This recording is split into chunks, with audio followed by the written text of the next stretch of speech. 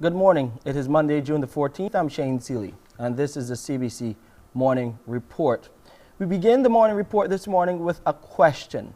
Can Barbados host Cropover 2021 safely?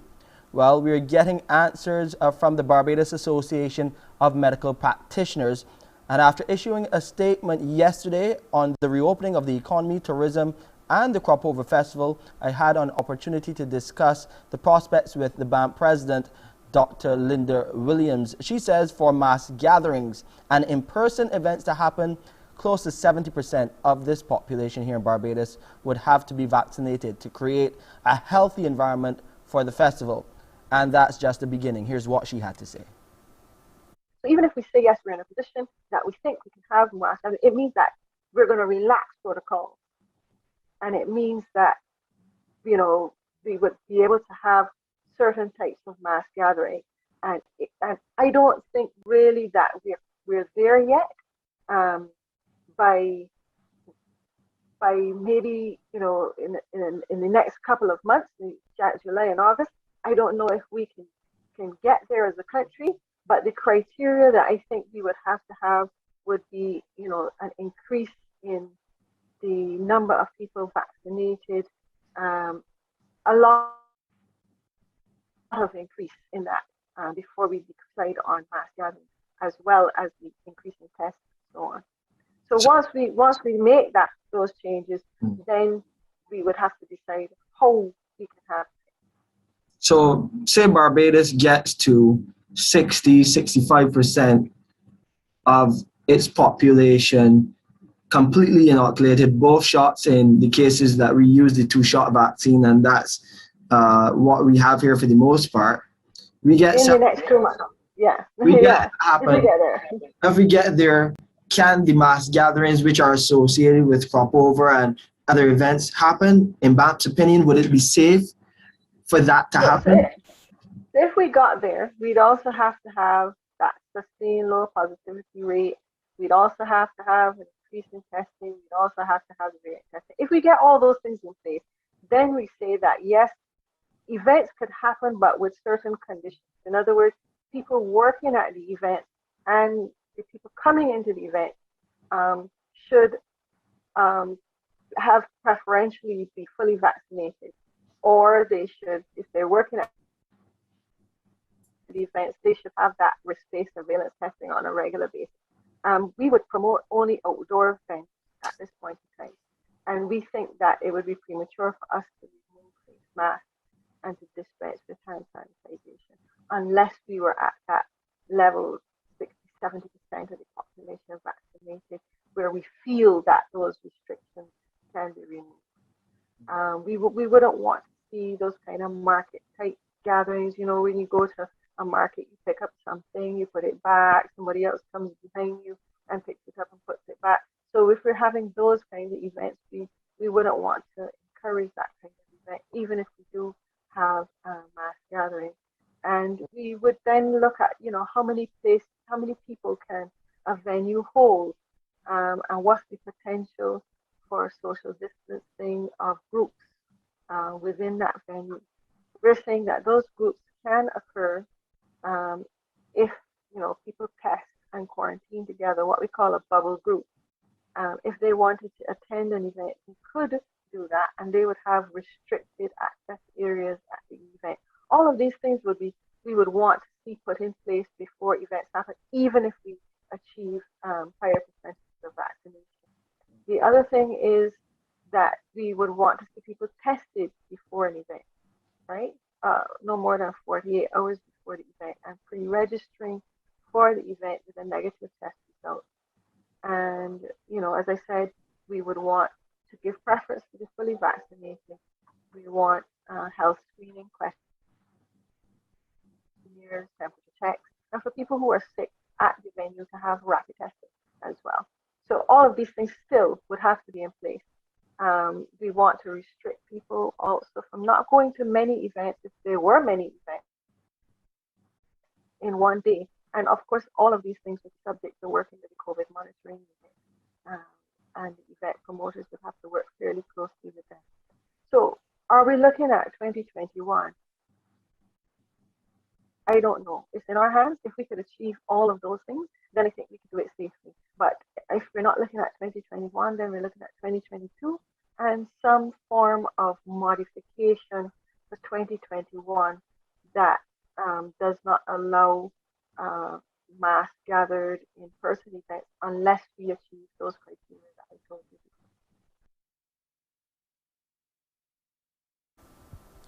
Dr. Linda Williams there, the president of BAMP, speaking with me right here on the Morning Report, and we'll have a lot more from her in subsequent newscasts. We'll take a break here. We have some more COVID-19 updates coming your way. Stay tuned.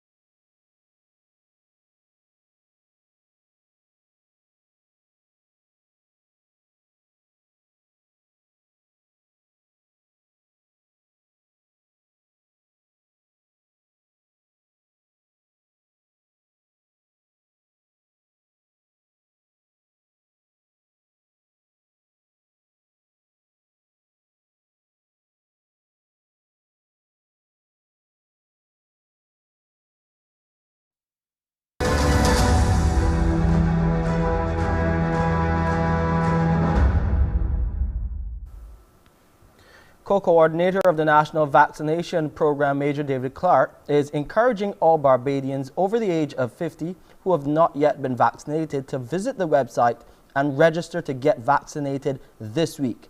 He tells CBC News that health officials will be placing an emphasis on 50 and over people here in Barbados as they further ramp up the rollout of the COVID-19 vaccines. The vaccine website is vaccine.gov.bb, and this week we're concentrating on people 50 years and over, and as we get through that, we will then move the age down, and so as the weeks go by, you will see us having a younger and younger age group. So I certainly want to encourage people to use this opportunity. Once you make the booking, it makes the whole process much easy, because it allows the databases to be populated, which means there's less wait time. And the longest time in the process is actually the operators entering the data into the different databases that we use. Meanwhile, we hear that in the face of misinformation being peddled about the COVID-19 vaccines, Barbados has had a good response to its vaccination program.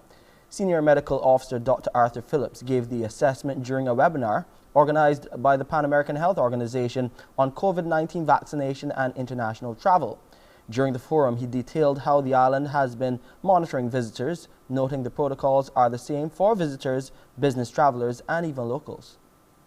There is no difference currently in terms of how we treat business travelers versus tourists versus locals.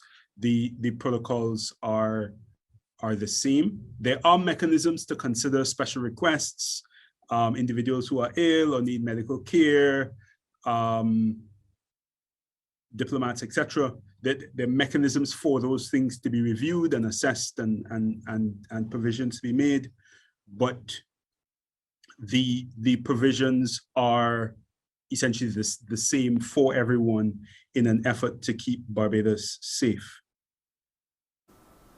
Now, countries in the Americas region, meanwhile, have been advised against imposing proof of COVID-19 vaccination requirements as a sole condition for entering or exiting a country.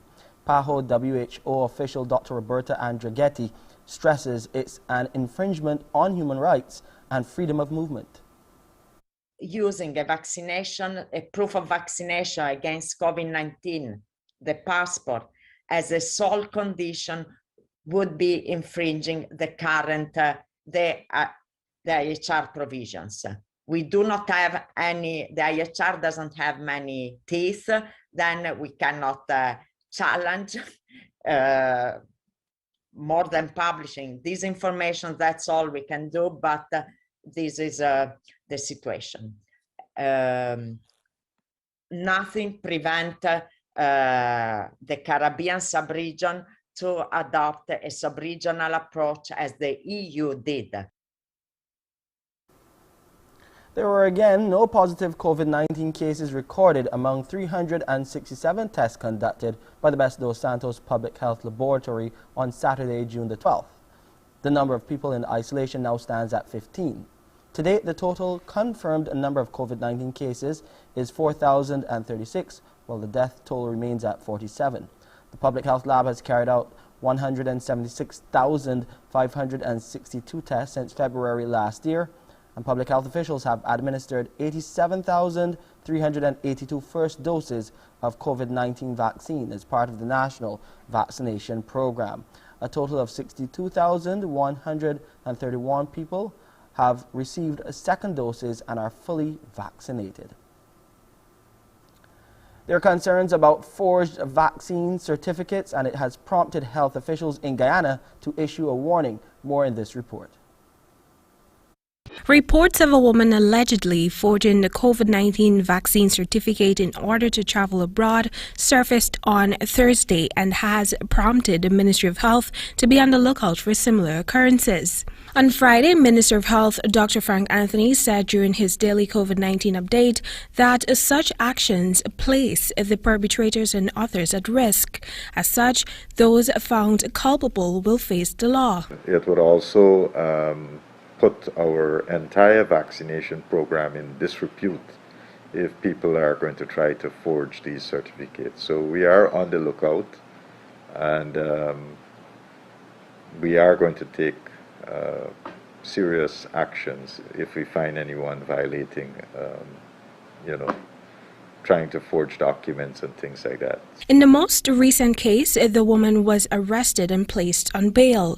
The minister further disclosed that government is still considering implementing vaccine passports as a required document for travel and for persons to access certain services in the country. Over in the U.S., more cities and summer attractions are reopening and dropping COVID-19 restrictions. But lagging vaccination rates across the U.S. could leave some areas vulnerable to potential outbreaks and new COVID-19 variants. Restrictions continue being lifted across the United States as more cities and states start fully reopening. On Friday, Chicago's mayor announced that Windy City has dropped pandemic-era regulations, no more mask mandate or social distancing requirements, even offering some free tickets to its famed Lollapalooza music festival to vaccinated fans. And now it's time for you to get up, get out of the house this summer and fully and safely and enjoy the events of the best city on the planet, our beloved city of Chicago. This week, other major cities like Seattle and Denver crossed the Biden administration's goal of having 70% of the adult population vaccinated with at least one dose by the 4th of July. New York State, on the cusp of reaching that goal, it's a threshold the state's Governor Andrew Cuomo has said will trigger the end to all of the state's COVID-19 restrictions. New Yorkers can also plan on the return of the famed Macy's fireworks for Independence Day, according to New York Mayor Bill de Blasio. But vaccination rates in certain states remain relatively low, including in states like Alabama, Louisiana, Mississippi, Tennessee, and Wyoming, While adults and children over 12 continue receiving vaccines across the United States, nearly 62% of that population has at least one dose so far, and experts are split on how urgently children under the age of 12 should receive their vaccine.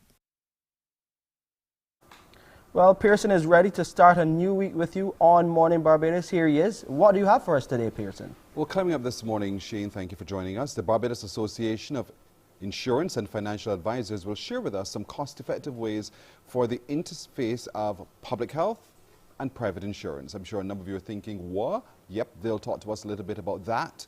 We'll also today take a look at Guyana, what's happening there with the flooding and how that's impacting life for Guyanese on that mainland. And we'll also today hear from the author of a book called Let's Get It Right, as she takes a very close look at how we practice Christianity today. We'll have those and a whole lot more when you join me here on Morning Barbados. Back to you, Shane. Thank you, Pearson. And Barbados also trying to get it right as we address violence here. You'll hear about a new campaign coming up right here on the Morning Report.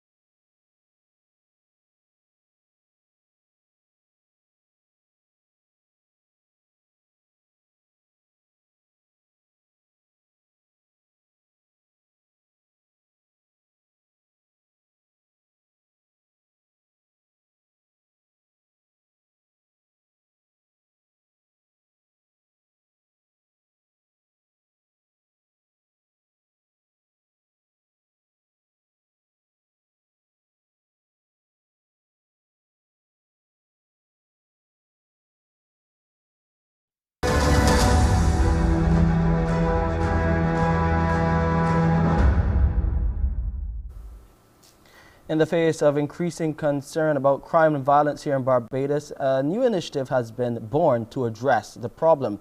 It's the End to Violence and the End the Violence Now campaign. More on that story from our very own Aaliyah Briggs.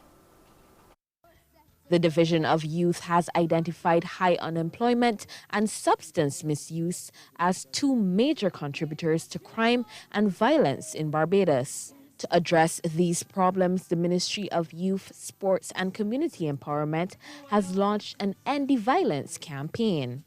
According to Minister Dwight Sutherland, a strategic response is being crafted to tackle these elements at every level of society. The Ministry of Youth, Sports and Community Empowerment has, over the past several months, been working to craft an engagement with individuals and communities to initiate a sustainable response to the many disruptive elements of violence at every level of society.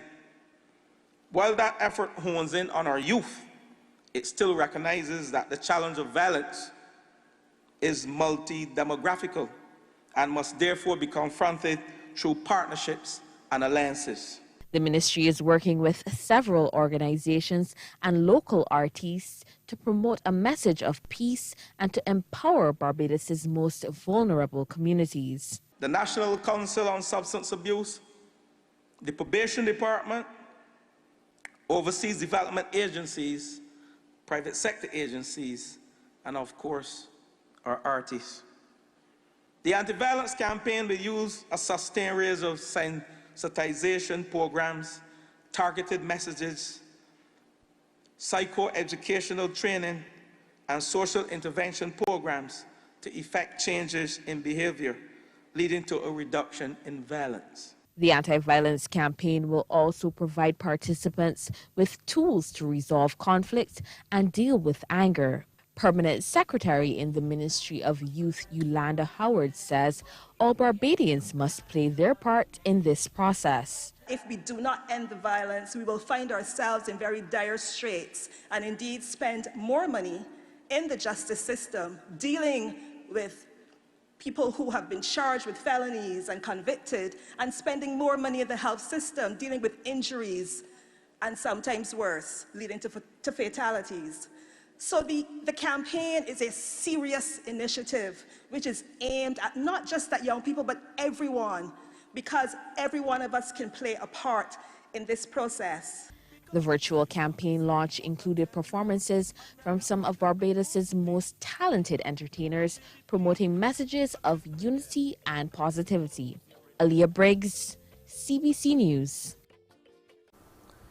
Yesterday was the first Sunday since February that Barbadians were allowed to shop at supermarkets and automarts across the island.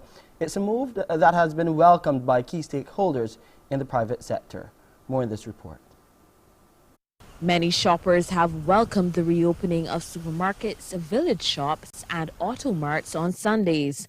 Some are even calling it a huge convenience. I'm very glad it opened back because usually I go to work on a Sunday, so it come in handy for me to get any little thing to eat and that sort of thing.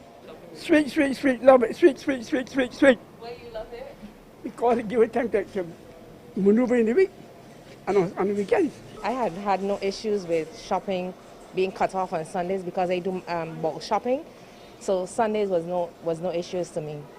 But I'm still happy that they returned the shopping on Sundays.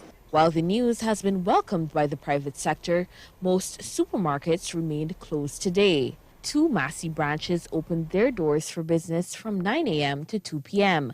There was a steady stream of shoppers at the Warrens branch. Gas stations and automarts have also reported similar activity.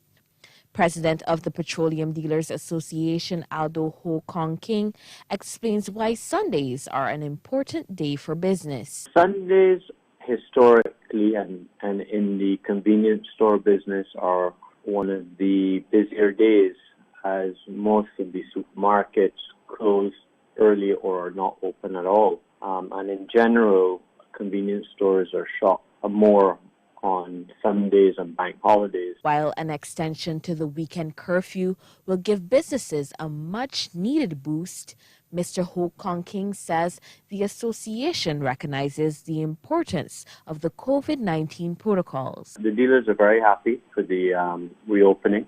Certainly anything that brings us back to somewhat of a norm helps considerably. Obviously, when the time comes, it would obviously be good for it to be extended because that puts everyone back into a state of norm. But we do understand why it's in place at this time. The shopping restrictions came into effect on the 3rd of February as part of government strategy to limit the movement and prevent the spread of COVID-19. Aaliyah Briggs, CBC News. More Barbadians are seeking to become trained beekeepers. That's according to the General Manager of the National Conservation Commission, Ryan Alls. He was speaking on the sidelines of a training session in the Commission's Junior Beekeeper program. Here's what he had to say. We cater to around 8 persons per course. We have had a larger space now, so we moved the number up to 16, but we usually get about maybe 100 or so applicants for each of the programs. So we need really to facilitate larger numbers as the protocol would permit and as our resources and space would permit.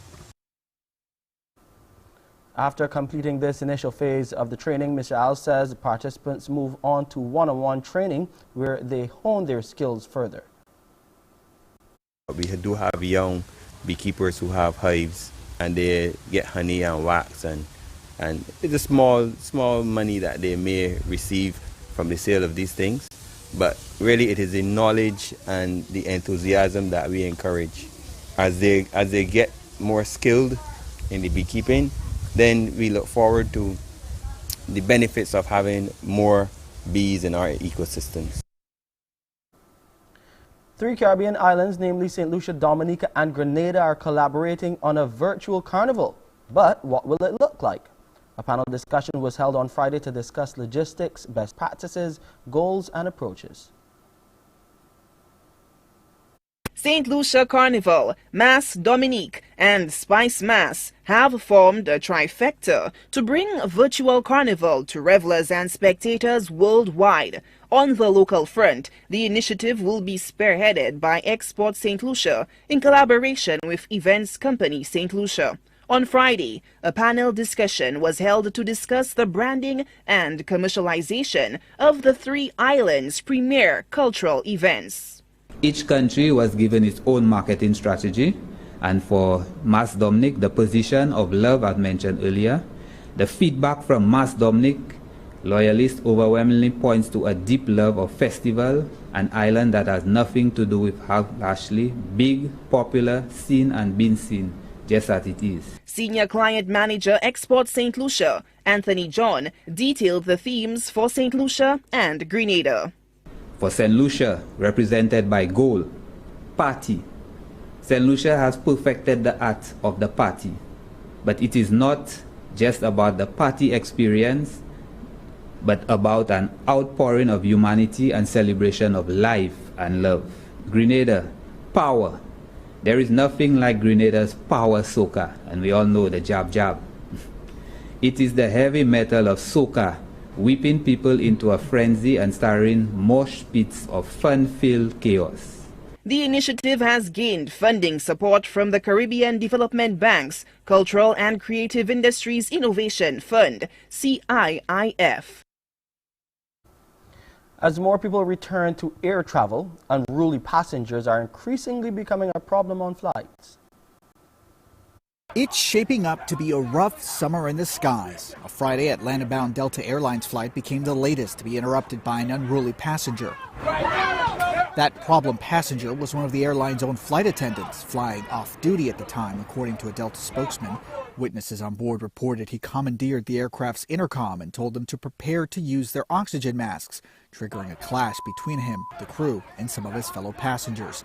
One witness told CNN he feared the worst during the very tense encounter. People behind me were saying, well, that's really bad. I mean, that only happens when a plane goes down. I prayed that God would protect my family in case I was gone. On Thursday night, a separate Delta flight from LA to New York was also diverted after what was described by the airline as a customer issue on board. Stop this plane. On June 4th, a third Delta flight, this one from LA to Nashville, was forced to make an emergency landing after a passenger tried breaching the cockpit door, according to authorities. And Delta is not alone. Crews from American and Southwest Airlines have been among those recently subjected to belligerent passengers.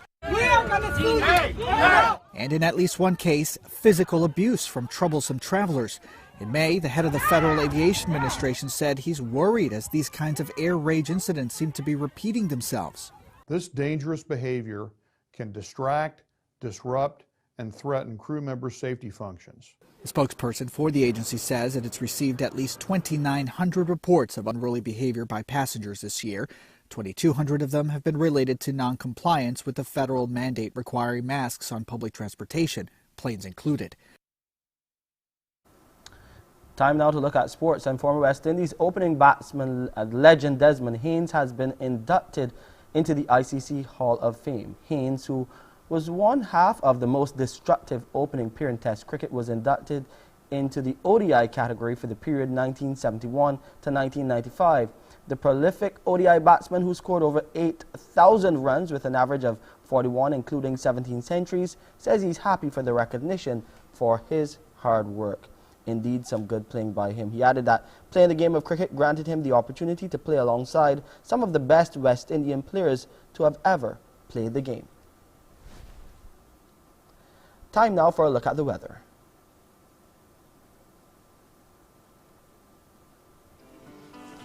Okay, outside is looking pretty okay.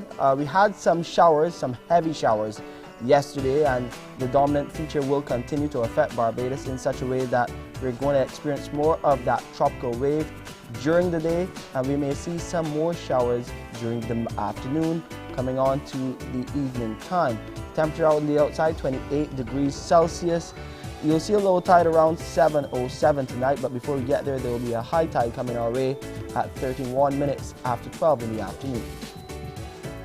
Those swells, sea swells, calm to moderate in open water and peaking at around 2 meters and holding steady. Today it was mostly cloudy at first, and then we'll get a mix of sunshine and clouds with a few brief isolated light showers. There is a haze outlook in effect. And tonight it will be partly cloudy with a few brief isolated light showers. This is a picture today and tonight over the Lesser Antilles. Fair to occasionally cloudy, fair to partly cloudy it will be there with a few brief isolated light showers. And this is just a snapshot of what is happening internationally. Sunny for the most part. Frankfurt into the 30s today and the high 20s for most of our international jurisdictions. And that's it for this edition of the Morning Report. I'm Shane Seeley. Morning Barbados starts now. Wake up, wake up, wake up, wake up. Barbados, get up. Good morning. Good morning, Barbados. Good morning. Good morning to you. Good morning. Morning, morning, morning. Good morning to you. Good morning. Morning, Barbados. Good morning.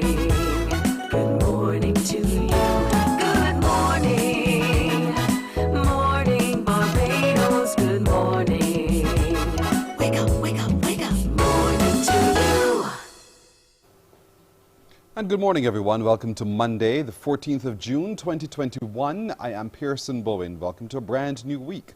To those of you on our Facebook streams at CBC Barbados and Morning Barbados on Facebook, good having you company.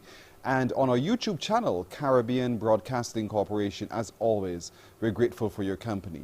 Today, we'll also be hearing a little bit more about how St. George in the month of June is celebrating and marking its month, all part of the Community Independent Celebrations Secretariat's activities, this time for the parish of St. George. We'll also be tapping in with Roberta Dowell. We want to find out a little bit more about what's happening with Beige Fit and how people are responding to that.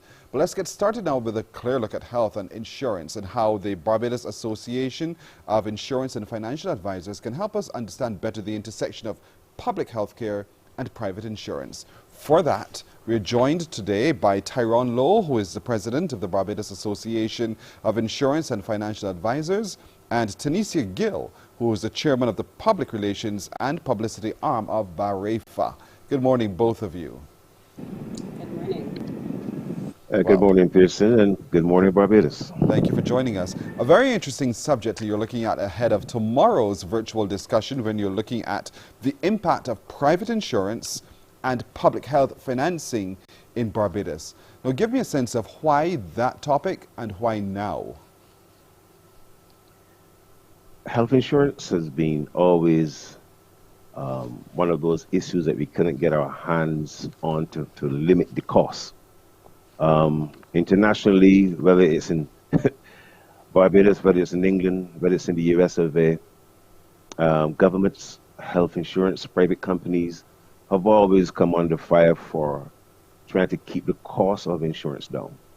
We in Barbados attempted a couple of years ago to have a discussion on offering universal health insurance cover. That discussion maybe we will resume at some point.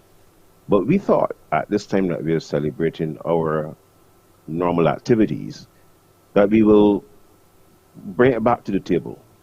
We've invited two eminent persons, Danny Gill, well-known commissioner with the Ministry of Health, who's very much into health financing, whose resume is amazing. We'll lead that discussion.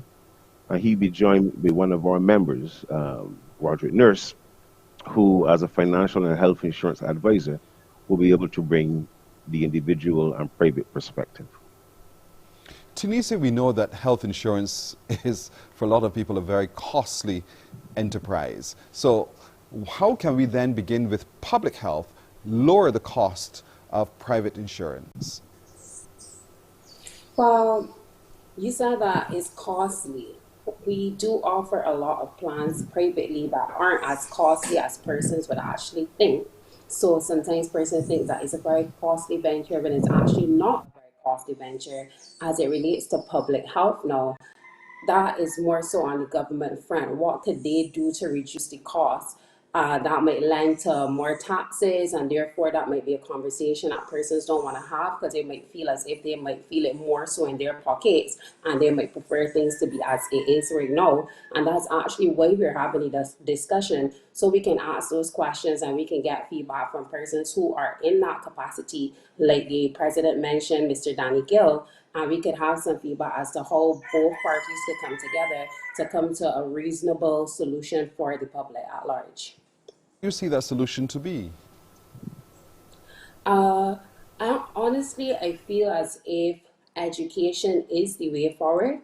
If we could have more education on what the public sector does offer as it relates to health insurance, and persons know what they have access to, then I feel persons would then also know what they would also need to subsidize with from the private sector. So education on the public sector front and also education on the private sector front could really help both parties to win and the public to win as well. So, Mr. Lowe, on that score, just help us how the BAREFA is going to be able to help us with this public education so that we better understand managing our financial resources and how it doesn't become a drain on the national purse. Yeah, I think just as Tunisia said, it's awareness.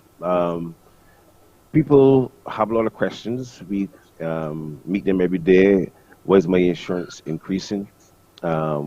Why am I denied this particular service? How do we control what that doctors charge and so on? So again, once BAREFA brings it out, hopefully we'll get Danny to answer some of the questions. We'll get Roderick to put some perspective. And I don't know if you'll get all the answers tomorrow. I think, like I said, this is a question that keeps escaping. But what we know that people always are pursuing some way of getting their insurance costs reduced. What BAREFA hopes to do is that people will understand what government is doing, see how they could, in their own, what should they say, wellness program, attempt it, because our wellness approach is part of our health insurance containment. So it's going to be a lot to be attempted, very diverse, very complex, but I believe tomorrow we'll get the conversation going again. We know from our neighbor to the north, our huge neighbor, there's this national program, Medicare, Medicaid, those kinds of facilities exist. Is that something that BAREFA would be agitating for in Barbados to help handle some medical costs? Because a lot of us are presenting with lots of non-communicable diseases to start with, just outside of the other radical surgical interventions. Well, we do want to promote for whatever solution both parties can come to that will be most favorable for the public. Barbados, as we are known to have free health care, so the government still does a lot for the public as it relates to giving them healthcare opportunities that even in, like you said, the neighboring country, they don't even offer on a public health on such a large scale. So as a government, I do think that they do a really good job in offering relatively free healthcare to the public. It's also for the public also now to know what might not be offered so that they can make up for it with the private insurance, or what opportunities are out there for them that they are not even aware of. Tomorrow's discussion will be able to look at that in a greater detail. So let's walk through tomorrow's discussion. How can people access it, and who again will be on the panel? Tomorrow, who we have, it's a virtual discussion. We begin at 7, hopefully to go to 9. Mr. Danny Gill, as I said before, Healthcare Finance Commissioner, Ministry of Health and Wellness, and Roderick. And the moderator, well-known thoracic cardiologist, Mr. Anthony Harris. The Zoom meeting, the ID is 826-3932-1958. It's a long number, but that's 826-393-21958. Passcode 988653. Again, that passcode 988653. But not a problem, Pearson. We can call our office, 426-2266. That's 426-2266, BAREFA's office, and we'll be able to give you that information as well. We will have the information on our Facebook page for sure, on CBC Barbados and Morning Barbados Facebook pages, for those who may have missed it and who didn't have enough time to grab a piece of paper and a pen to write it all down. So it starts tomorrow evening at 7.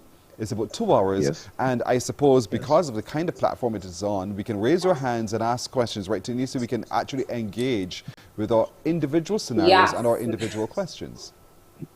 Correct. We do welcome all questions from the public. It's for the public, to make the public aware, to educate the public. We genuinely believe here at Barefa that education is the only way for persons to know more and to actually take advantage of the opportunities, healthcare and otherwise. So we definitely want to hear all the questions that persons have tomorrow.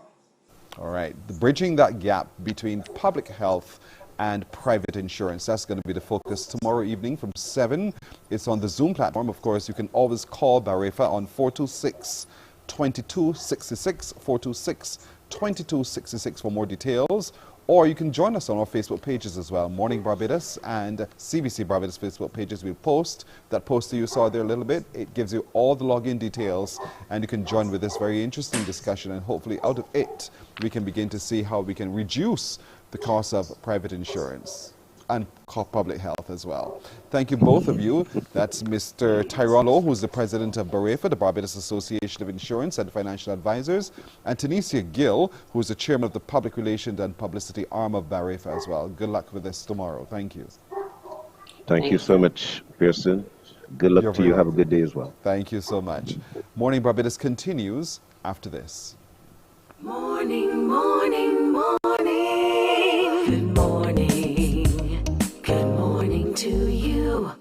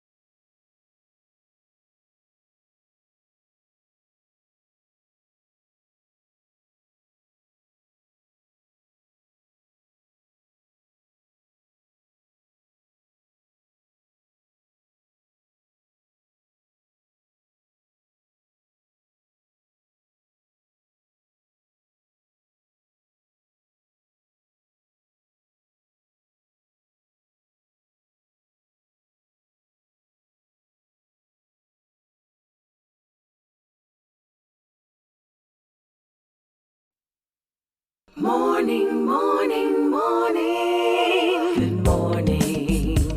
Good morning to you.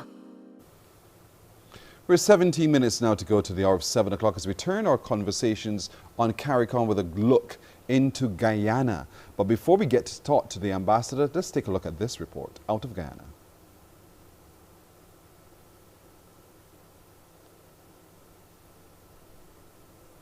This report, we hope, will set context to what we're talking about as we look at the recent flooding in Guyana. Recently, you would have probably seen in the news, or you would have seen on social media for sure, those, I'll use the word, horror stories coming out where a lot of the regions of Guyana have been impacted by serious rising waters, and many people have been displaced, even some animals found dead. So that flooding in Guyana is causing a lot of need for relief. And so today we want to look at that, and as soon as we're ready, we will join that report to see what's happening in Guyana. But let me introduce you now to Ambassador David Comishong, who, as you know, is Barbados Ambassador to CARICOM, who too has been following this development. Ambassador Comishong, good morning to you. Yes, good morning. Good morning, Pearson. You know, it's in situations like these that CARICOM proves its value, because many people, I'm not sure that this story has gotten the prominence that it deserves. But last week, Thursday, the president of Guyana declared a disaster in Guyana. there's been extremely heavy rainfall in Guyana since last month, the month of May. SEDIMA tells us that there's a tropical wave embedded in the intertropical convergence zone that is causing this extremely heavy rainfall, and it's expected to continue during the month of June, July, into August. There's flooding right across the entire country of Guyana. All 10 administrative divisions, what we would call parishes of the country, have experienced flooding. Five of those administrative divisions have experienced flooding at a level that it has overwhelmed the capacity of the local authorities. So the president has declared a disaster. It has been deemed to be a level 2 situation. A level 2 situation is where the country's capacity to deal with the disaster isn't totally overwhelmed, but it does need outside help. Right. So we may not be aware, but 30,000 households have been impacted, 300 communities. Emergency shelters have been activated. Over 200 people are now in emergency shelters, and SEDIMA has started sending in emergency supplies. To Guyana. So I don't know if you have your video yet. I think we've got it ready now, so people get a good sense of what we're talking about. Let's take a look at this report out of Guyana. Heartbreaking images are emerging out of Guyana as torrential rains batter the country, transforming communities into swamplands. President of Guyana, Dr. Mohamed Irfan Ali, says the country is facing the worst natural disaster in its history, with hundreds of homes and tens of thousands of farms destroyed. May-June rains have caused severe flooding in all 10 of the country's administrative regions. The Civil Defense Commission says regions 6, 7, 8, 9, and 10 are the hardest hit. In many communities, boats replace buses and cars as floodwaters cover roads. The Caribbean Disaster Emergency Management Agency, SEDIMA, with support from St. Vincent and the Grenadines and the Regional Security System, sent relief supplies to assist with the efforts on the ground. The Civil Defense Commission's Director General, Lieutenant Colonel Kester Craig, received the first of 3 shipments of 500 cots from SEDIMA at the Eugene Correa International Airport on the 3rd of June. He said the donation is testimony that the regional response mechanism is working efficiently, as the CDC was able to acquire the cots within 12 hours of making a request to SEDIMA's acting executive director, Elizabeth Riley. Now, those are very heart-wrenching videos of what is affecting Guyanese today. So rising waters up to almost roof level, many people displaced, animals found floating dead naturally in this natural disaster. And so what now is CARICOM doing to assist? Yes, and a lot of the agriculture is going to be devastated. So there's going to be Guyana is going to need help going forward. Right now, SEDIMA is sending in the supplies. You heard about the first batch of 500 military cots that went in, and those went in compliments of St. Vincent. I guess as St. Vincent begins to recover from the volcano and some of their emergency shelters would have been shut down, they had cots that they could immediately donate. Barbados is donating. Guyana's asked for 1,000 military cots. Barbados will be donating the additional 500. Those 500 are going to be going into Guyana on the 21st of this month. Barbados is also sending in blankets, masks, hand sanitizers, hygiene kits, family necessity kits. So, as usual, Barbados has stepped up. SEDIMA has mobilized a sectoral disaster assessment team. So they will soon be going in to do a very comprehensive assessment of the damage. SEDIMA has activated the CARICOM Development Partners Group. SEDIMA is engaging with regional and international development partners. CDIM is also coordinating Guyana's needs list. So Guyana has actually sent out a list of items that they need, and this is where the Caribbean public actually comes in, because we can help. I mean, the governments will help. Governments, all of the participating governments in CDIMA, 18 of them, they will all make financial contributions to Guyana. But Guyana sent out a needs list. They indicate that a number of the needs can actually be sourced in Guyana. So they're encouraging, if you can send money, they can purchase these things in Guyana. Some things, though, cannot be found in Guyana, and things like personal protective equipment, things like water storage, instruments, water purification tablets, 5-gallon collapsible water carriers, tanks, things needed in shelters, mosquito nets, cots, thermometers, sandbags, animal foods. These are things that cannot be sourced in Guyana, so they need assistance, people to assist sending these things in. But the other things that can be sourced in Guyana, the cleaning hampers, the food hampers, the child care kits, the personal care kits for men and women. If persons make financial donations, then the Guyana authorities can purchase these things in Guyana. So right now, the word that is going out to the Caribbean public, private sector companies, non-governmental organizations, service clubs, the word is there are items that the Guyanese cannot source within Guyana. If you can help with any of these items, I guess you can contact CDIMA or our Department of Emergency Management. But the Guyana government has also set up a bank account. And I think you there at CBC, Pearson, you have the details of that bank account. So if financial donations could be made to that bank account, then the Guyana authorities can purchase a number of the needs in Guyana itself. But this is going to be a protracted event.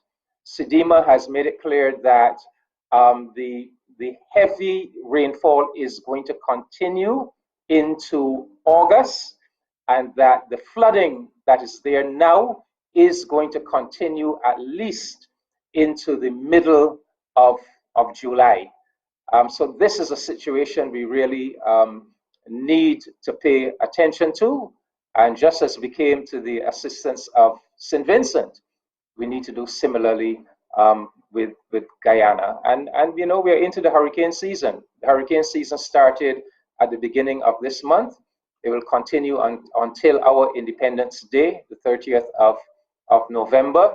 And so we really need to be on standby to help each other where there are any similar disasters during the next several months. We've been displaying for everyone watching the information there for the Guyana Relief Fund. It's with Republic Bank. Take a look at your screens and take some time to note it down what you need to do. And as you make your contributions, you need to note as well, it is for the Guyana Relief Fund with Republic Bank. And as Ambassador Kamashon would have said, all of this is just funds. This is money that you're investing so that Guyanese can begin to help themselves. I know over the weeks too, we've been talking about Guyana becoming almost the food basket of the Caribbean. And this, do you see this to be a setback in that particular effort by CARICOM? Yes, it's a setback, yes. But it just shows you, how many hazards we face in the region.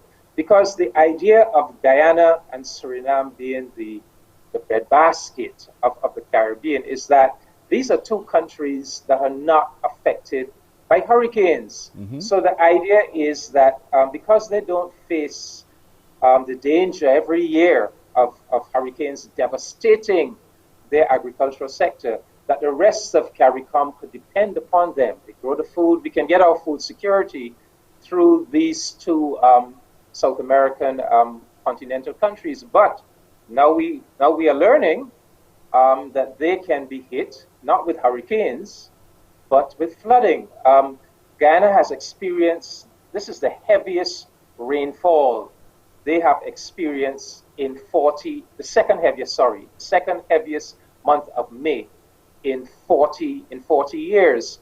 Maybe this is symptomatic of climate change, So yes, some setback, but nothing that Guyana can't recover from with a little help from us. What is encouraging is that it is a level 2 disaster. So that means that Guyana has not been overwhelmed. It's just that they do need some outside assistance. So it is not the worst disaster that has totally devastated the country. So we'll recover. In terms of that flood relief fund, if viewers can't pick up the details right now, you can contact me at the Ministry of Foreign Affairs. You can get me at the Ministry of Foreign Affairs, and I can provide those details. Excellent. Ambassador Commission, we leave it here, and we want to thank you for again walking through this with us as we take a look at our brothers and sisters in Guyana. And as we leave, we want to show people again that report that really graphically tells the story of what's going on in Guyana right now. So thank you, Ambassador. We'll catch you next week, Monday. God spare life. But folks, take a look once again on what's happening in Guyana. Heartbreaking images are emerging out of Guyana as torrential rains batter the country, transforming communities into swamplands. President of Guyana, Dr. Mohamed Irfan Ali, says the country is facing the worst natural disaster in its history, with hundreds of homes and tens of thousands of farms destroyed. May-June rains have caused severe flooding in all 10 of the country's administrative regions. The Civil Defense Commission says regions 6, 7, 8, 9, and 10 are the hardest hit. In many communities, boats replace buses and cars as floodwaters cover roads. The Caribbean Disaster Emergency Management Agency, CDEMA, with support from St. Vincent and the Grenadines and the Regional Security System, sent relief supplies to assist with the efforts on the ground. The Civil Defense Commission's Director General, Lieutenant Colonel Kester Craig, received the first of 3 shipments of 500 cots from CDEMA at the Eugene Correa International Airport on the 3rd of June. He said the donation is testimony that the regional response mechanism is working efficiently, as the CDC was able to acquire the cots within 12 hours of making a request to CDEMA's acting executive director, Elizabeth Riley. So you saw it for yourself. You now do something about it for our brothers and sisters in Guyana. All right, switching notes somewhat, we are going to give you a chance now to win on this MCTV Mega Monday. We call it really and truly. It's a Monday giveaway. Your turn to call me now to win some branded products from us here at the MCTV by calling me on 228-5562 or 228-5563. I have a question for you and you get to win with us at MCTV. So 228-5562 or 228-5563. Their question is, which channel number can the Oprah Winfrey Network be found on MCTV? What's the channel number, in other words, for the Oprah Winfrey Network? So which channel number can the Oprah Winfrey Network be found on MCTV? Do you know what channel number it is, the own network? 228-5562 or 63. Morning, hello. Yeah, good morning, how are you? Good morning. Yeah, how are you? Hey, I'm well, how are you? Not bad. Good man. What's your answer? I can just guess, because I don't really know 108. What channel? You're not watching MCTV? No. 108 is CBC, man. No, you're close, but you're wrong. No. Thank you for calling. All right. Have a good one. Let's take another caller, 228-5562 or 228-5563. What is the channel number for the own network? 228-5562 or 63. You get a chance to win some branded products. Well, that's on some really good ones as well. Good morning. Hello. Hi, good morning. Is Hi. the channel 208? Asking questions and give me answers. The channel is 208. Absolutely right. You are one of those girls who watches OWN Network. Thank you so much. Very well done. Stay on the phone. Someone will take some more details from you because you are a winner today with MCTV. Remember to give us a call to secure your package on MCTV 228-6688. All right, a break and then the news after the break. The MCTV Monday Moment was brought to you by MCTV. Entertainment for everyone.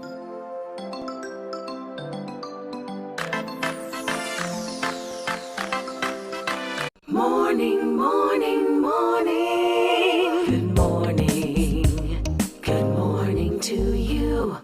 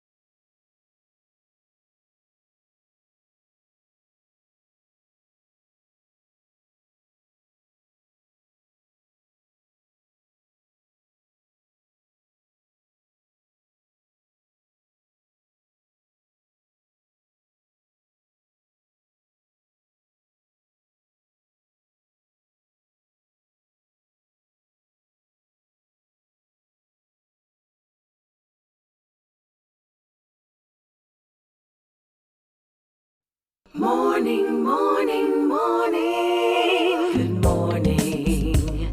Good morning to you. Well, let's get an update in the news now. Once again, here's Shane Seeley. Here's your 7 a.m. headline news for this Monday, and we're hearing that Barbados is not yet in a position to host a safe Cropover 2021 with the usual mass gatherings and big events. That's the view of the Barbados Association of Medical Practitioners. Bank President Dr. Linda Williams gave her take right here on the Morning Report, saying Barbados would have to reach its target of around 70% of the population being fully vaccinated.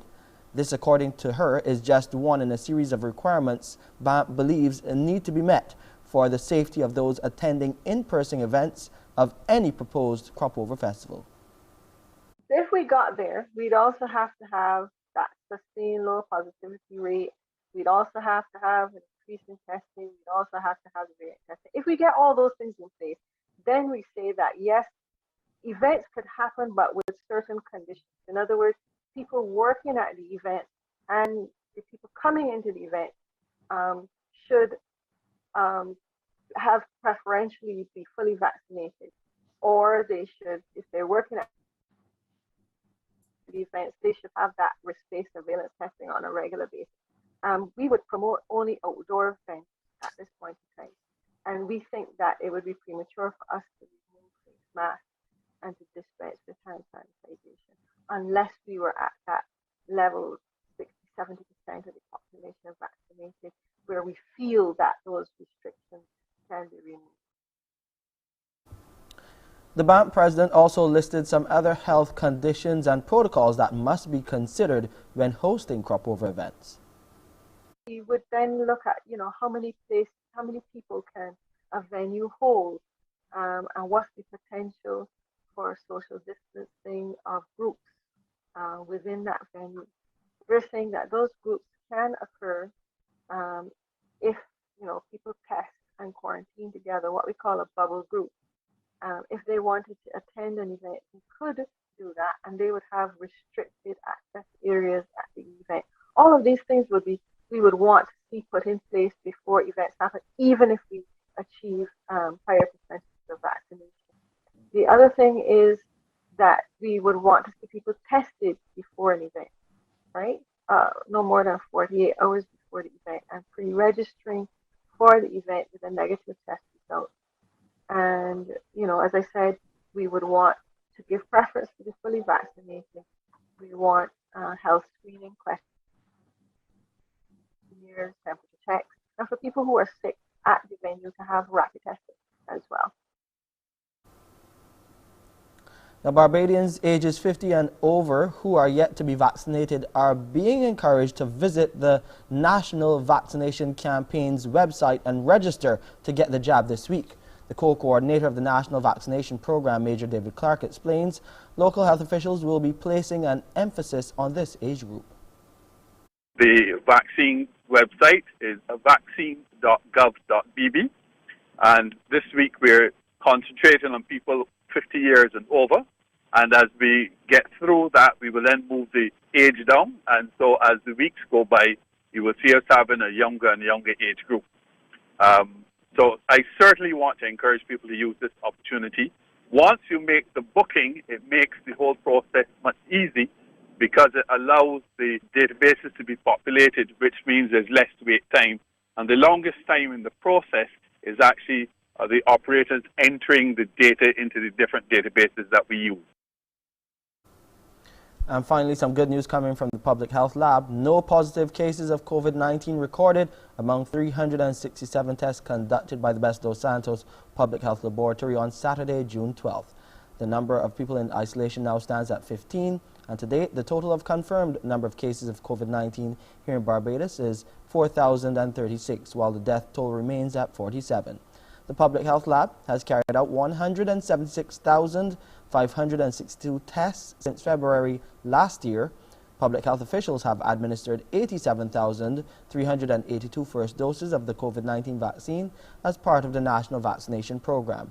And a total of 62,131 people have received their second doses and are now fully vaccinated.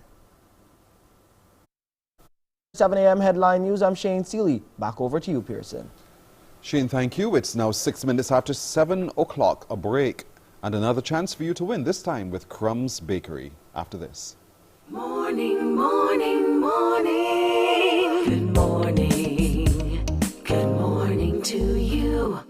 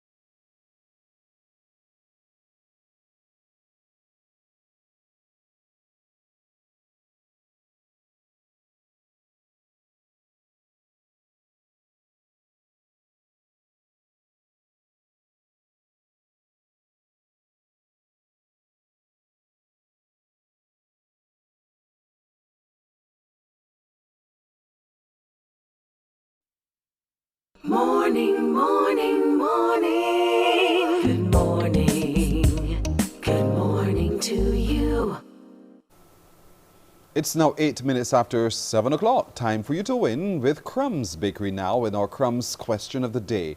Also time for you to call me on 228-5562 or 228-5563 to answer correctly today's Crumbs question of the day. Here it comes. Today's Crumbs question of the day, which is, and it's a riddle, I am a house of so many delicious treats and sweets. You'll find a wide variety of sweet and savory. What am I? I am a house of so many delicious treats and sweets. You will find a wide variety of sweet and savory. What am I? Do you know?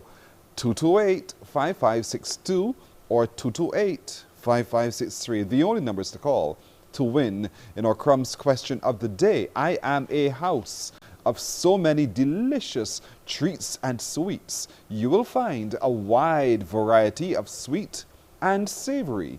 What am I? There we go. 228-5562 or 63. Good morning. Hello. Good morning, Pearson. Good morning, ma'am. What's your first name? Margaret. Hi, Margaret. Good to meet you this morning. What's your answer, Margaret? I don't know if it's a rock cake. That's what you think it is. A rock cake. Now let's walk through this together. I am a house of so many delicious treats and sweets, and you think it's a rock cake? Margaret? Yeah. You still hold it to the rock cake? Uh-huh. All right. Well, what parish are you watching us from? St. Michael. It's St. Michael. All right, Margaret. Margaret, you're wrong. Thanks for calling here. Okay. Keep watching. Thank you, Margaret. 228-5562 or 228-5563. I am a house of so many delicious treats and sweets. You will find a wide variety of sweet and savory. What am I? Good morning. Hello. Hi, good morning, Pearson. How are you? I'm fine, thank you. Oh, you're welcome. What's your first name? Deborah. Hi, Deborah. What parish are you watching from? The beautiful parish of St. Lucie, Northumberland. Deborah, I know you? Honey. Deborah, Yes, this is Pearson, darling. Deborah. Are you good? Yes, please. It's been Yes, so many please. years. Yes, it is. So, Deborah, don't let me down. What's your answer? I think the answer is crumbs. Notice I have not said anything. My smile hasn't changed. I love you. Oh, lordy, lordy, lordy. That's not quite what I'm looking for, Deborah, though. But good try. Thanks a lot, all right? Okay, Thank you, Deborah. Bye-bye. Oh, a long time. We all grew up together. Deborah there in St. Lucie, Northumberland. 228-5562 or 228-5563. I am a house of so many delicious treats and sweets. You will find a wide variety of sweet and savory. What am I? Good morning. Hello, good morning, Pearson. Hi. Good morning to you. What's your first name? My name is Sonia. Sonia. What parish are you watching us from, Sonia? St. Michael. All right. So, Sonia, what's your answer? Gingerbread house. I beg your pardon? A gingerbread house. You got that from a book. No. So where did you get that answer from? A house of sweet and savory. You know. Oh, you say, Gingerbread you're house. looking at it from that context. It's made of something, and therefore this is a house of sweet and savory made from those things. Okay, nope. Uh-oh. Nope. Uh-oh, yeah. You're wrong. Thanks for trying, though. 228-5562 or 228-5563. Come on, we got to get a winner today. This is easy, weezy, Japanesey. Come on. 228-5562 or 63. Good morning. Hello. Hello, good morning, Pearson. Hi, what's your first name? Edith Hunt. Hi, Edith, one of those good old-fashioned solid names. So, Edith, what parish are you watching us from? St. George. St. George, Central. Good girl. So, Edith, what's your answer? Caribbean Confectionate Company. What do you want me to say to you, Edith? I don't know. I know what we're saying, that's all. Edith, my kind of girl. Edith, you are so wrong, you can't begin to imagine.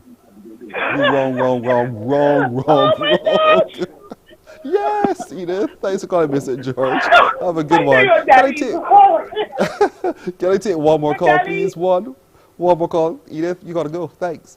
228-5562. Just one more call quickly, everybody. 228-5562 or 228-5563. You know the answer.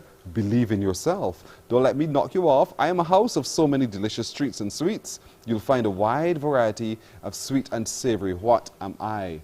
228-5562 or 228-5563. Don't get scared. Morning. Hello. Good morning. Hi. First name, please. Natalie. Sorry? Natalie. Hi, Natalie. They call you Nat for short, right? Not really. Oh, they don't call you anything for short? Not. All right, Nat. All right, Nat. So, Nat, what parish are you watching us from? St. Michael. Okay, Nat. What's your answer? A bakery. Yes, Nat. You know how we waited for that? Nat, you're right. So, how did you work that out? I just listened to the basic part of the question. A house full of sweets and treats. It could only be a bakery. You did well, Nat. Thank you so much. Stay on the phone. I love the name Nat. And of course, you won with the Crumbs Bakery. Someone from Crumbs will be contacting you, Natalie, to make arrangements with you to collect your delicious delights from Crumbs. Natalie, you will find out that Crumbs is really tasty and delicious, down to the very last crumb. Well done. So tomorrow, another question, should God spare life. Now, it's 15, would you believe it? After the hour, we're back after this with a look at the book. Morning. morning, morning, morning. Good morning. Good morning to you.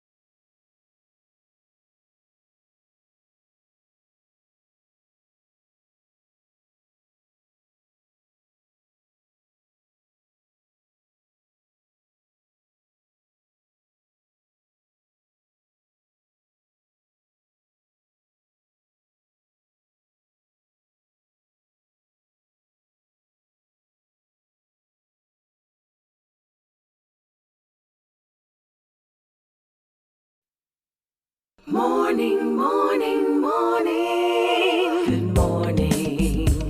Good morning to you. We're going to flip the pages of our next chapter, a book called Let's Get It Right. Let's meet now with the author, Dr. Veronica Evelyn. Good morning to you, Dr. Veronica. How are you doing? Good morning, Pearson. I'm fine, thank you. It's been a while since I've seen that smile. Good to see you after all these years again, girl. Yeah, lovely seeing you. Yes, you know, you've written this book, Let's Get It Right, and it takes a look at the church. What inspired you to do so, to write this book? Well, I've been a Christian for quite a while, since I was a teenager. And over the years, as I looked around me, I saw a sort of contradiction between what I was reading in the Bible and what I was seeing played out in our lives. And I thought, we've got to get it right. And because of the kind of work I do, I was a social worker. I worked in family services for a while. And then for many years, I was a guidance counselor, and now as a sociologist. So I was seeing a lot from various angles, and I felt I need to put this down. I need to talk to my Caribbean people because I love the Caribbean, and so I sat down and I wrote my thoughts. You're asking us to look fulsomely at how, as Christians, we practice our Christianity. And when you look at the behaviors and then you look at the customs that have been creeping into the church, it caused you pause. And so you want us to reflect for just a moment and let's get back to getting it right. So what are we doing? What do you see happening that we need to adjust? Basically, I think as Christians, we just need to be Christian, be salt and light of the earth. Now, this is what Jesus Christ said, that we are salt and we are light. When we look at our Caribbean societies, and the Caribbean is a region that's full of potential. I was just listening to the ambassador talk about what's going on in Guyana. And it's heartbreaking, but then it's so heartwarming to see that St. Vincent, despite all that is going on there, they rushed to the aid, and Barbados is rushing to the aid. And this is the kind of thing we do. And that's one area in which we do get it right.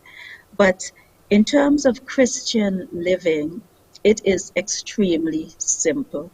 We need to be Christian. We need to read our Bibles. We need to develop intimacy with God. And we need to manage our relationships in a way that glorifies God. And when I talk about our relationships, I'm not just talking about love relationships. I'm talking about what's going on at work. What's the Christian work ethic? Do we stand out at the workplace so that even without us saying a word or wearing a cross or playing Christian music? Can Yes. somebody see Christ in us? Can somebody be drawn to Christ through us? That is so strong a comment. I like what you say here, just salt and light. Salt is used as a preservative, so you can cure your meats, but it's also for flavor. Light directs, light just illuminates the darkness, dispels the darkness. So there's something very real about what is required of us, according to what you're saying here. That requires no frills, no froth, just simple salt and light. So we're seeing, according to you then, some practices that are creeping into the way we express our Christianity that are not necessarily of Christ. They're more so of the world. And so exactly.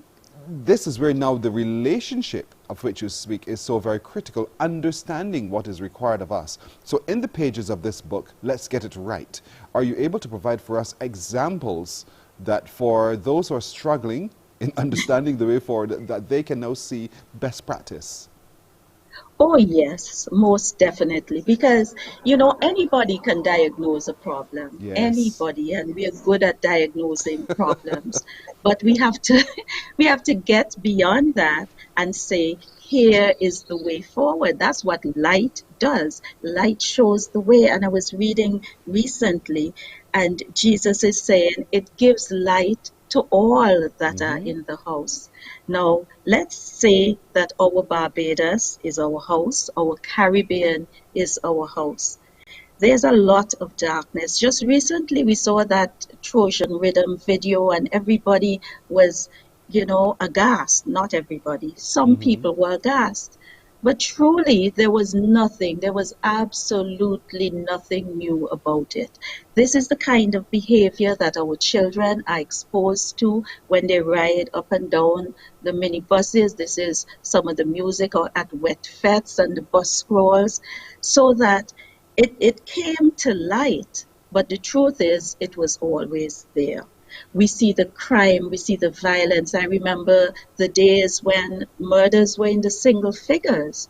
Now they are double figures, 30, 35, 40. And I will say this, it can be a controversial statement, but I'm absolutely firm on it. I believe that I am right. Darkness will always be darkness. Darkness cannot do anything about itself. And therefore, if the darkness in Barbados, in our Caribbean region, is to go, then we who are Christians, who have the light of Christ in us, who can show the way, who can help to disperse that darkness, it is up to us to live the kind of lives where, as Jesus said, nobody lights a lamp and puts it on the bushel. You put it on a hill so everybody can see. That's right. So that it can give light. And there is a verse in 2 Chronicles 7 and verse 14. We quote it a lot, but I think we stop short at the end, because it says, if my people, God is saying, if my people, not the people of the world, not the boys on the block, not the people at Bush Hill, but if my people, my church people, my blood-bought people, if my people will come to me, will humble themselves, will pray, will seek my face. And we do that. We have our all-night prayer meetings and so on. But listen to the next part, Pearson. It says, and turn from their wicked ways. Yes. So the first thing we as Christians have to do, and it is not easy, surgery is never easy, but the first thing we have to do is to identify what are our wicked ways. Full stop. Not ask, do we have wicked ways? Because that's a no-brainer. We do have wicked ways. Whether it is the socially acceptable, the sanitized sins, or whether it is the more out and out things that we readily recognize as sin. And when we see what our wicked ways are and we begin to change, just recently, a group of us from Haggai Institute, we have launched Caribbean Transformation Challenge. And all it is a challenge to Christians to live like Christians, lives of integrity, and then to share the word of God. So the book, Let's Get It Right, that's exactly what it's about. Let's get it right. No frills. Let's heal our societies. That's right. No frills, no froth, just be salt and light. Simple, simple so. So the book is available. Is it available locally, online? How can we access it? It is available locally. It's at UWE Bookstore, Days, Things Gospel, CLC. Of course, it's available from me. It's also available online at the different online outlets. All right, so folks, we need to get it. Let's get it right. And certainly as you begin to turn towards right and not wrong, let's get it right by reading first the book. Let's Get It Right. No froth, no frills, just salt and light, from Dr. Veronica Eveling. And you can purchase it from any of the book outlets that she would have listed just moments ago, or go online and download as well. Dr. Eveling, thank you. Good to see you again. God's blessings on you and this book and your journey. Thank you so much. Yeah. Thank you, Pearson. Great seeing you. Likewise. Dr. Veronica Eveling. Oh, we go back years. We go back years. Good to see her again after a little while. We're back after this and more on Morning Barbados.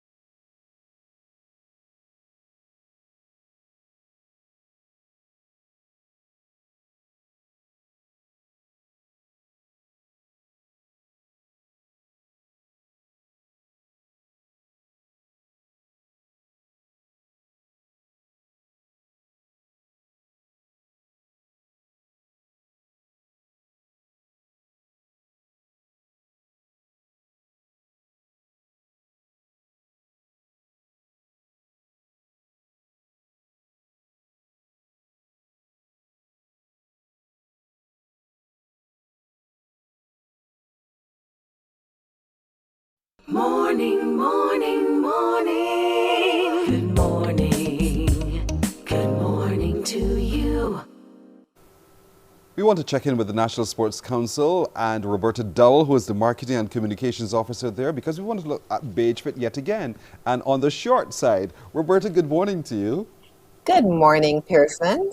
How are you doing? See, I heard all of that. Good to see you again today. Oh, it's always a pleasure to be here with you, Pearson. Yeah. Good morning again. Good. Are you feeling fitter? Have you begun your fitness regime? I am certainly tired, as your producers would have seen me yawning. But I don't know if that's a testament to if I'm fitter or not. But I know that we had a lot of energy and action this week, so maybe that's why I'm a little tired. Perhaps it is. So we've launched it now. We are on the road. We are moving through communities, and we are engaging everyone as we get everyone fit yet again. So how was the launch? It was fantastic, Pearson. Coming from last year where, you know, we had some kinks to work out, especially with COVID, we wanted to make sure that we kept everyone safe. And I'm really pleased with our organizing committee and everybody from the Youth Development Program and the National Sports Council. And of course, other people who would have just come on board and helped us out. The launch was at, of course, Ellerton Playing Field in St. George. Yes. It started around 5:30 or so, but we had just over 100 people, which I was pleased with. We made sure that our volunteers kept everyone spaced out, you know, made sure everyone was wearing their masks, so that when our sports council coaches in Leo Garnes and Donovan Lovell got the crowd nice and warm in the first session, yeah, everybody was safe, spaced out, and we got the session going. Yes. And then the second half would have been Mr. Stephen Mason of Extreme Body Mechanics Fitness Center And he did an excellent job in keeping everyone engaged, so much so that people didn't want to leave. That's a good thing. That's a really good thing, because we want them to keep moving, keep going, keep getting fit. And so you're going to be this is going to be across the communities in Barbados. But we want people to register. So that you register, and then you really go and have a good workout. So how can registration be done? Let's remind them. So registration can be done online, because I know everyone loves the convenience of that. You can download the form from www.nsc.gov.bb and email that to nsc.bdos@barbadosspeltout.gov.bb. And also, alternatively, if you don't have time to do that, when you turn up at the venue, just ensure you register. We have our youth commissioners, our coaches, and our volunteers who are there to help you in that process. And once you register, you're free to go and get fit. Now here it is. You can enter. You can come in really at any fitness level. You don't have to be an expert, ladies, as you can see there by the video we were just showing. Whatever your fitness level is, you can come in. You do what is to your capacity, and then you can broaden from there. And you find yourself getting able to do more and more. Even the little ones can come along, because it's quite a community activity for fun, but fitness. I saw a mother there with her 2 children. Yes. One was about 2 years old and the other was 10. And she was getting her workout and her children were getting their workout on. I saw some teenagers there. The St. George Parish ambassadors, who are young people, they were there. And we had just a really wide cross-section of people. We had, we call her Granny, our mums. She was the lady who was the oldest person involved in Beige Fit, and she was there again with her daughter. Nice. And I thought that just warmed my heart, because she's not letting age, define her or keep her down. She just kept moving, Pearson, for the entire session, and I was just so happy to see that. Because, older people complain that they feel left out, and we really just want them to come out and get moving. We haven't forgotten you. Yes. Now, mind you, folks, this is not happening in St. George alone. This is happening right across the island. So is it that in every parish on any given day, there's going to be an opportunity for people to engage with Beige Fit? Of course. And if you allow me to, I can just rattle off the locations, dates, and times. So on Mondays and Wednesdays between 5 p.m. and 7 p.m. from now until August 6th, we will be at Passage Road, St. Michael, the Glebe, St. George, Parkinson, St. Michael, Dash Valley, St. George, Rices, St. Philip, Vane Daniel, St. Philip, also known as Burton, Desmond Haynes, St. James, Gall Hill, St. John, Content, St. Thomas, Worley, St. Peter, Isolation in St. Andrew, Ellerton in St. George, Warrens in St. Michael, and just to be specific, that is what we know as the Barat Building. Yes. We're in Sion Hill, St. James, Lamming, St. Joseph, Checker Hall in St. Lucie, Garrison, Savannah in St. Michael, and Parishland in Christchurch. And that's on Mondays and Wednesdays.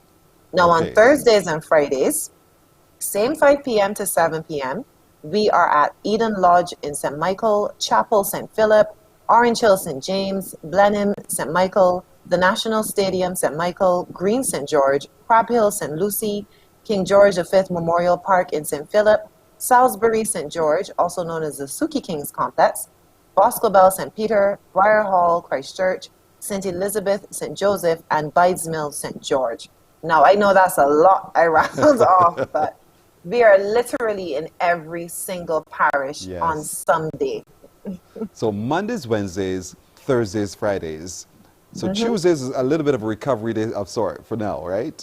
Kind of, like you said, rightfully so. Everybody enters at any fitness level. So, you might not be feeling it. You might be sore because you may not be accustomed on Monday and hit it hard on Monday. But then on Tuesday, you can come and just, move side to side. According to our coaches, do what you can. Just keep moving. And that's the important thing. Keep moving. Do what you can and keep moving. It's so very important. And as a number of us with non-communicable diseases, we really want to be able to keep moving. It's all part of our regime towards better health and managing our non-communicable diseases as well. So here's an opportunity, free of cost, for all of us in our community. You don't have to go far. It's right, almost literally outside of your door for you to engage with Beige Fit in a free, fun, safe environment. 5 to 7 p.m. on those given days. Look out for those locations and get involved. And as you can see from the video there, everybody is doing whatever they can, having a good old time, and they're just enjoying the music and enjoying themselves. I know it's a group activity as well because a lot of people tend to come in groups, right? Yes, yes. We see a lot of friends coming. We actually saw some people that were at one location last year, and they kind of formed a friendship and stayed together, and they came out. And it's nice to see that, you know, it's really nice to see that. And as you can see here, some people could whine for 30 seconds and some can whine for 2 seconds. And like this lady here, she's just walking on the spot. So it's really just what you can do. The point is just to keep moving, person. That is it. That's the whole point, ladies and gentlemen. So that's the whole point. Bring the children out. Let's make this a whole family activity. The more of us are fitter, the safer it is for all of us as a family as well. And we can really beat these non-communicable diseases. We can really reduce our dependence on medication and everything else because we're a lot fitter. Within all of this as well is the message of how healthy eating also being reinforced. Yes. So we have some coaches, again, who would have built a relationship with their charges. And they even have challenges. They have meal tips. Obviously, you know, you have to check with your doctor first to make sure that these things are conducive to your well-being. But, you know, they encourage them. You know, sometimes instead of having 2 sweet drinks, you have 1. And you gradually go until you cut it out completely. Instead of using 2 teaspoons of sugar, you use 1. You drink a lot more water. You make better food choices, you know, for yourself. So that plays a big part in it. And I think that if you do things in a fun and engaging way, people don't look at it as work. You know, it's a lot more fun to get on board on the healthy train. You're quite right. So today's Monday. Let's rattle off, if you can, today's venues for everyone.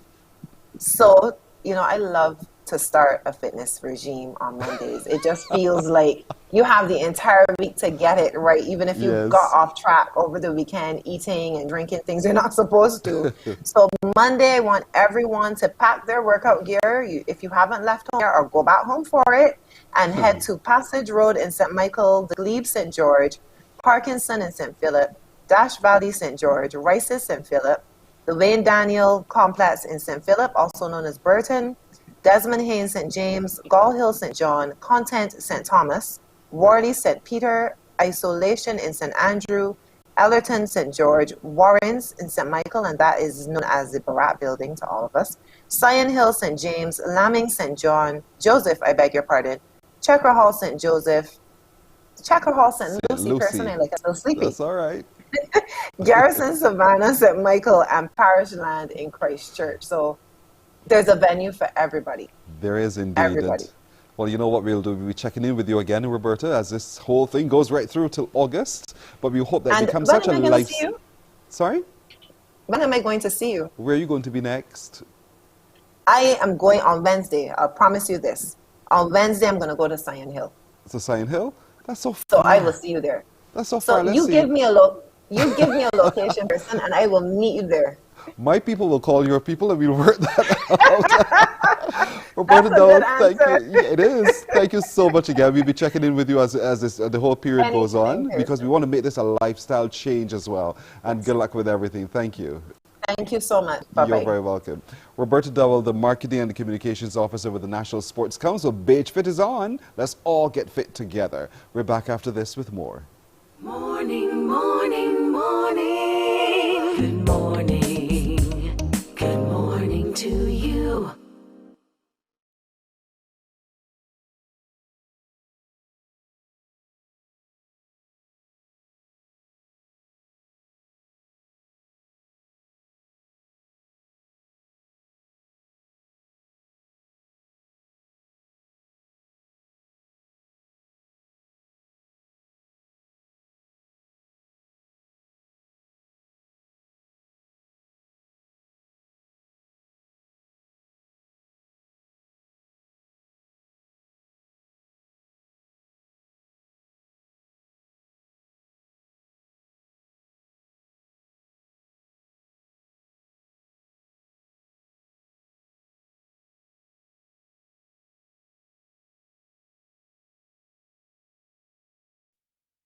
Morning, morning, morning. Good morning.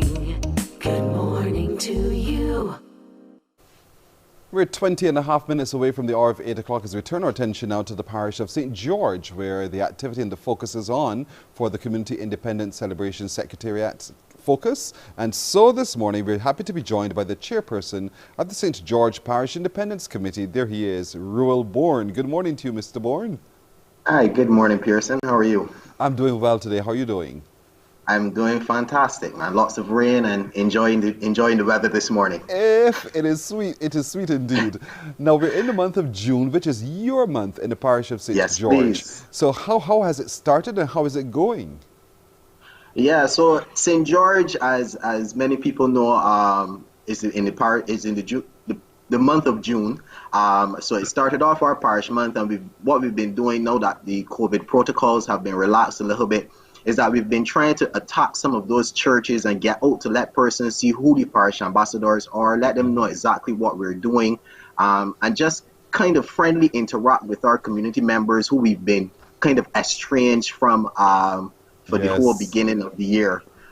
So lots of people would have seen us at majority of the churches that we would have went to. And this year what we're focusing on again is entrepreneurship. And the title of our project is called Connecting Entrepreneurs and Building Communities. So it's very important for us to get out there and find those small entrepreneurs, find those persons who have, in the middle of COVID-19, been able to figure out a small business, start to make lemonade, start to make any little small thing. We want to find those types of people. So we've been using this month, this parish month, to really dig deep into the parish and find those persons who have developed these skills, especially over the COVID period. So let's help them find you, because sometimes it's a little difficult traversing your wide expanse of a parish. So for anyone, any entrepreneur right now watching from St. George, only those of you who live in St. George and operate in St. George, and you operate a small business as an entrepreneur, how can they contact you so that they can be a part of this activity with you? Right, so you can find us on any of the social media pages, whether that be Facebook or Instagram. All you have to search is St. George PIC, and you'll be sure to find lots of information there. You can also contact me personally as well. I've found people doing that as well. My contact number is 842-8094. And what you can do is give me your information. And what we are trying to do is actually compile a big database as many entrepreneurs as we can find within St. George. So what we want to do is when you're looking for a carpenter, you should be able to find a carpenter in St. George. One of the funniest things is that we hear that St. George has the most mechanics. I don't know if I can challenge that, but I know we have quite a few. Mechanics and tire shops, we have quite a few. So we want to help those people build what they have and make it an even better product.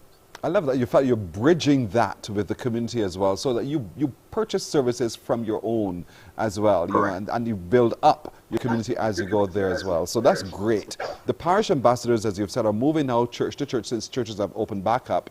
And now you can move around a little bit more safely, of course, observing still the protocols, so that they get to know who they are, so that we now get to know who they are. Who are they, the parish ambassadors for St. George? So the name of the parish ambassador is the female ambassador. Her name is Leah Bascom, a vibrant 28-year-old. If you know her, she loves to talk. Right now, she's completing kind of an associate degree in nursing and so on. So a really vibrant young lady. And the young man's name, his name is Mikhail King. Another vibrant soul, and really willing to get out there and get to know persons. He told me that this is taking this parish ambassador role is him stepping out of his comfort zone. And he really wants to get out there and get to know people. And it's very important to know that this program is a developmental program. Me, myself, being a parish ambassador, can't remember how many years ago, I didn't have what I have now. So I always encourage persons, if you're looking for a way to grow, if you're looking for that extra development that you may not get from school and so on, this is definitely a great program for you. And even if you can't volunteer as to become a parish ambassador, you can join the Parish Independence Committee and lend your support. There it is, your Instagram page, St. George PIC, that's St_George PIC, and you can see what the activities are that they're engaging with as well. So what's on the cards for the rest of the month? We're just about halfway in the month of June. What else is coming? All right. So if you follow our Instagram page, what we're going to do, we're actually going to be bigging up a few entrepreneurs. I'm going to get to that expo right now, but what we've selected, or because we've done the expo last year, we've selected some really good entrepreneurs who we want to highlight. Persons who I really didn't know that there was this much talent within the parish. Yeah. The lady who we featured last week, her name is Kezia Bell. I believe she's 21 or 22, and she owns 3 businesses. Wow. And I'm just like, you're just doing it, man. You're just taking entrepreneurship by the helm. So we have really lots of exciting entrepreneurs who we want to feature. And at the end of the month, what we want to have is this culmination of all the entrepreneurs that we've been able to find in this St. George Community Entrepreneurship Expo. Now, what the expo does is that it helps people to come out and showcase their business. It gives them a cheap place where they can come out and say, hey, look, this is what I'm doing. You can get in contact with me. And since we've done it last year, we've improved on it this year. It's a much better package, especially for the entrepreneurs. And we really want persons to come out and see what persons in their community are doing.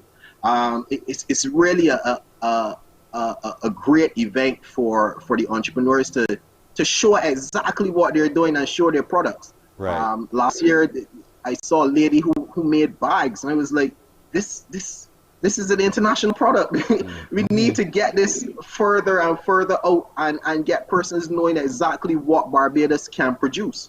We know that, especially with COVID-19, tourism has taken a big impact, and we're looking for other avenues where we can bring in that foreign exchange, where we can bring in some additional funds into the country. And we have so many entrepreneurs who can do that. You just need to find those people and connect them to the right sources. You're correct. So looking at the poster there, we can see that if we need to reserve our spaces, we need to contact Monique at 238-5533. Monique, 238-5533.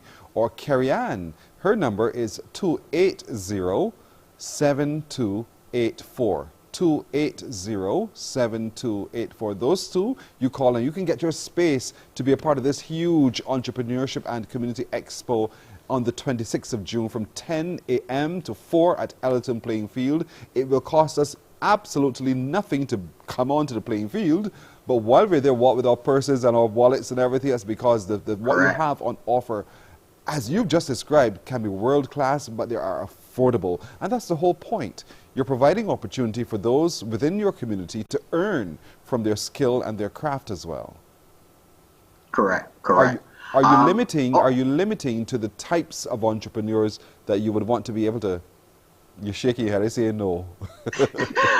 Of course not, and that's because it's such a wide variety. The last time I checked the listings of persons who were actually signed up, we had one guy who has pretty much a petting zoo, and I'm just like, okay, son, it's on a playing field. You are good to go. I don't have any requirements for you. Just make sure that the animals don't run away from you. But you're good to go. So we have from jewelry to animals to clothing to people making food. It's just a wide variety of things, person. Just a wide variety. I'm smiling because I'm excited. My cheeks are going to burst with the excitement for this, really, for real. June 26th is when it's going to be for us at Ellerton Playing Field. But this is the month of June. This is St. George's month. And when you see the ambassadors and the team from the Parish Independence Committee moving through, support. Open your doors and engage. And I'm sure that's what you want happening with your community, right? Correct. And looking for those entrepreneurs, of course, you can contact the St. George Parish Independence Committee. You can call Mr. Royal there on 842-8094. 842-8094. And get on the list because your community is waiting to support you. So here's an opportunity for you to have a very captive market in the parish of St. George alone, if nowhere else. Thank you, Ruel Bourne, for joining us. Of course, good luck with all of your activities in June, and good luck on the stage in November when that big show comes off as well. Thank you for joining us. Thank you very much. You're very welcome. Morning Barbados continues after this as we continue to celebrate creativity here in Barbados. Morning, morning, morning. Good morning. Good morning to you.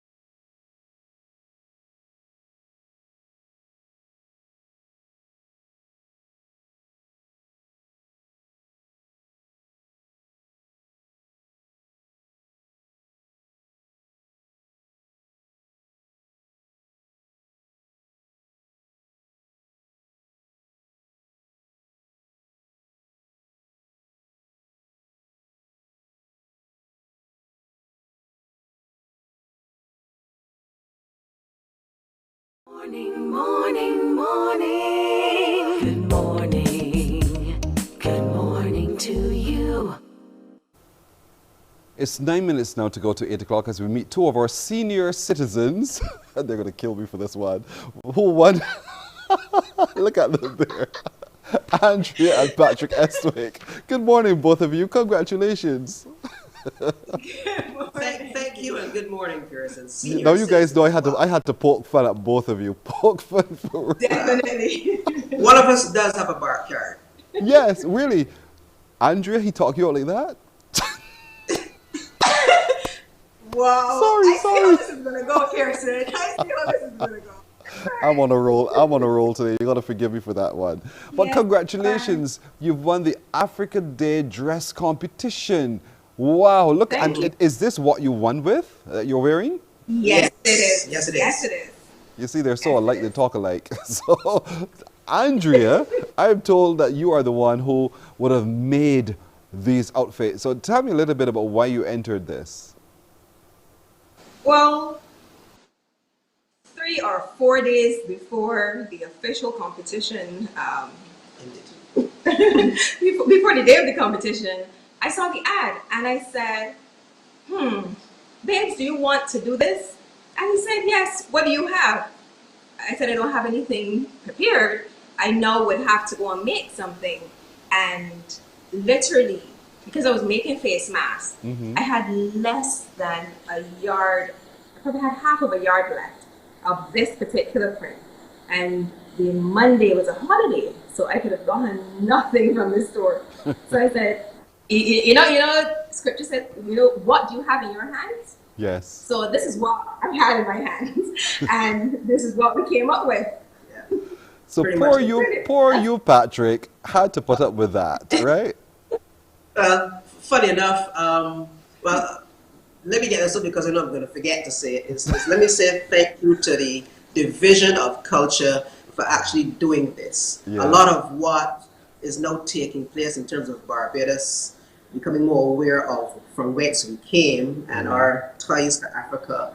I'm seeing more of that. It's something that has been on my heart for the past 2-3 years. It's why I've relaxed and stopped shaving my head like you do now. A lot of that has been tugging at me. So when Minister John King mentioned a lot of the things that we were taught to accept as the standard, I know that in my heart, we, from whence we came, we have a standard as well. And it's to get a lot of the mindsets to accept ourselves as who we really are. It's like because your guys Sam keep saying Wakanda forever. His mother said, remember who you are. Yes.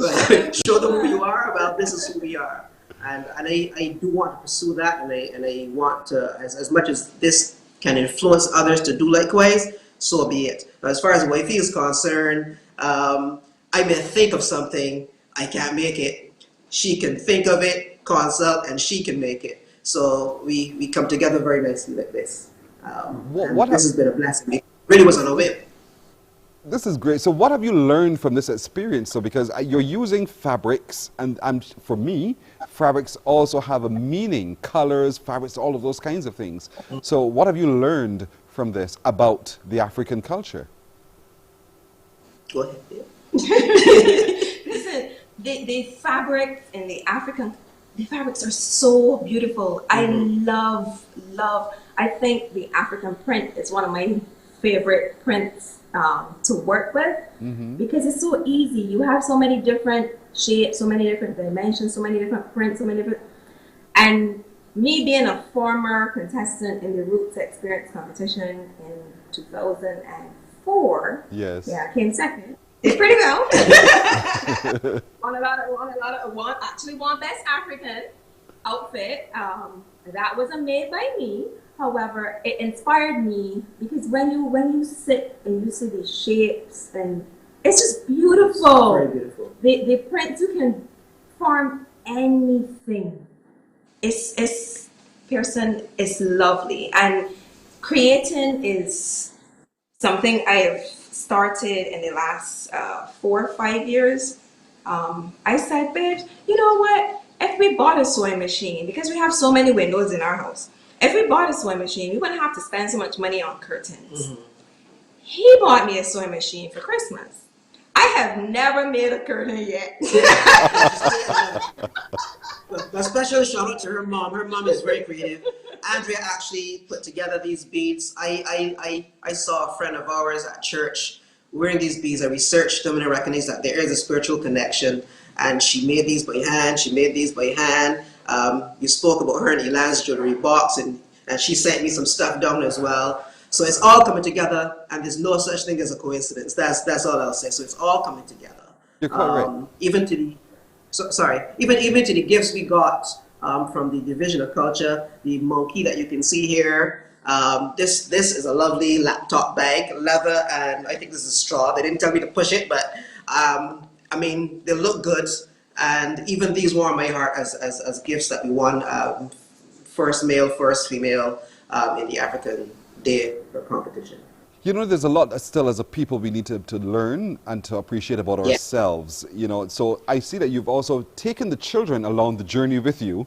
Do you get the sense that they are understanding and appreciating what is to be learned from this expression? Definitely. The thing is, Pearson, the very first outfit I made was because of Hillary. She said, Mommy, Africa Day is coming up. I need an outfit to wear to school. And in my head, oh dear, fabric, somebody to make this. Yeah. And I said, you know what? I have a machine. I am going to create. I had no idea, no pattern, nothing in my head, and I just went to work. And you see them there on display. So there was no pattern, no picture to follow, no nothing. Yes. It was just straight creativity. It's a gift. It's a gift. It's a gift. And that's that one there. That's the very first outfit I made because of that little princess there. And a special shout out today is the Girls Industrial Union. Yes, I did a 3-month course with the Girls Industrial Union. Miss Brackway, she was so lovely. And this is after making stuff. And then I was also forced to make my daughter's school uniform. Her last year in Luther Thorne, because there were none. Yeah, there's none available. No sizes, nothing to fit her, and we had 1 week before school. And I was forced to do that. But so this has brought out something new inside of me. There you go. I'm enjoying the journey. Just so they can save a lot of money on those. Got that right. Because of one machine here, one machine. Yeah, matter of fact. I don't know if y'all have the clip of me in a Matrix outfit, but Cedric Core's Christmas Party 2019, again, on a whim, I said, they're doing costumes, I don't know, make me Morpheus or something. And that was actually her first, that also plays first, with the Cedric Core Christmas Party. So yeah, she has a gift, I'm not going to let her go. She does. I have to go now though. I have to go, but congratulations, both of you. Andrea Esser works with us here at the CBC. Well done, Andrea. Pee-wee's always here, so we know him for sure. So congratulations and well done, Andrea. Well done, Patrick. Thank you so much. You're very welcome. You're welcome. And that's it for today, everybody. Thank you for joining us. For the crew, to all of you, have a great day. We'll see you tomorrow. Wake up, wake up, wake up, wake up. Barbados, get up. Good morning.